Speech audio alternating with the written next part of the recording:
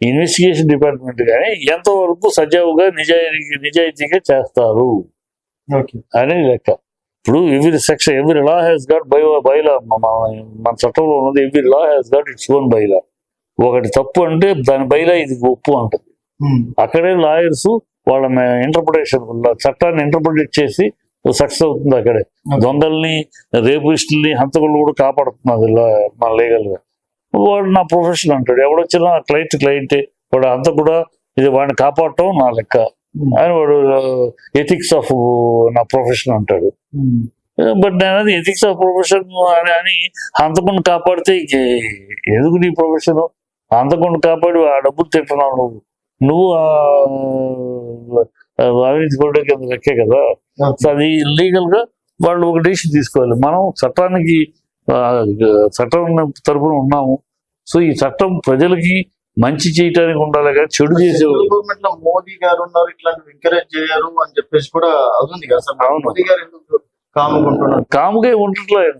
ఇవన్నీ ఎవడి ఈ యాప్లన్నీ కూడా ఎక్కడి నుంచి స్టార్ట్ అవుతుంది? ఇది మామూలు ఇష్యూ కాదమ్మా. ఇది ఊరినే మన ఢిల్లీలో ఎవడో చేస్తే పట్టుకోవచ్చు. ఇది ఇంటర్నేషనల్ మాఫియా. ఇంటర్నేషనల్ డ్రగ్స్ కానీ ఇంటర్నేషనల్ మాఫియా.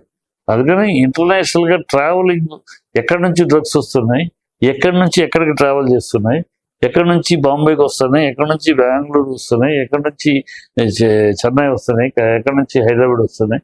ఈ ట్రావెల్ తెలుసు. ట్రావెల్ని పట్టుకుంటా కన్నా ఆ మూలాన్ని పట్టుకోవాలి. ఆ మూలాన్ని పట్టుకోవాలంటే అది ఐఎస్ఐ చాలా ఉన్నాయి. ఐఎస్ఐ లాంటి గ్రూపులు వాళ్ళ ఆదాయమే ఈ డ్రగ్స్. సో వాళ్ళని ఆ గ్రూప్ని కదిలిస్తే ప్రాణాలు లేచిపోతాయి, కుటుంబాలు లేచిపోతాయి. పోలీస్ ఆఫీసర్లు వాళ్ళు వెళ్ళి వాళ్ళ ప్రాణాలను పణంగా పెట్టి చేయాలి. సో అందువల్ల ఏంటంటే ఎవరు కూడా చూడనట్టు వెళ్ళిపోతారు. మన కుటుంబం పోతుంది, మన జీవితాలు పోతాయి.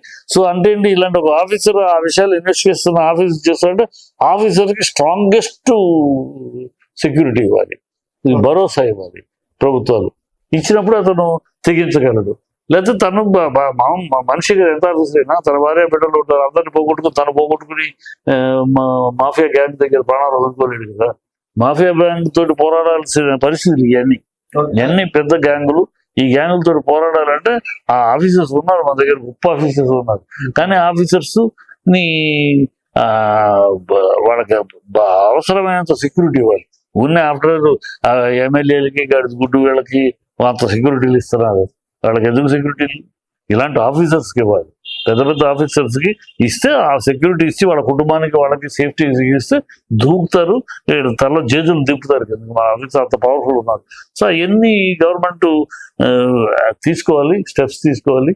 చూద్దాం. ఇప్పుడు ఎన్నాళ్ళు అసలు ఆలోచన కూడా లేదు కదా. ఇప్పుడు కదా మోడీ వచ్చినాక కదా కాస్త మార్పులు చేర్పులు, సామాజికంగా అందరిలోనూ ఒక అవేర్నెస్, నా దేశం అనే ఫీలింగ్, నా సమాజం అనే ఫీలింగ్ ఇప్పుడు వస్తున్నాయి ఆయన పుణ్యమాని. అది చూద్దాం.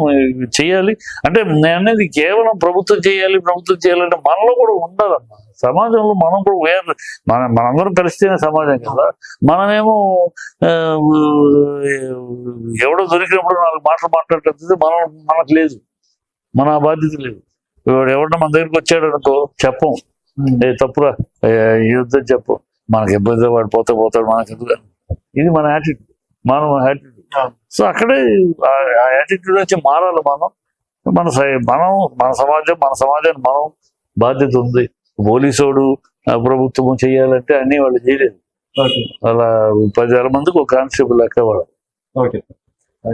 ఎంతమంది 130 కోట్లకి ఎంతమంది పోలీసులు పెట్టగలరు?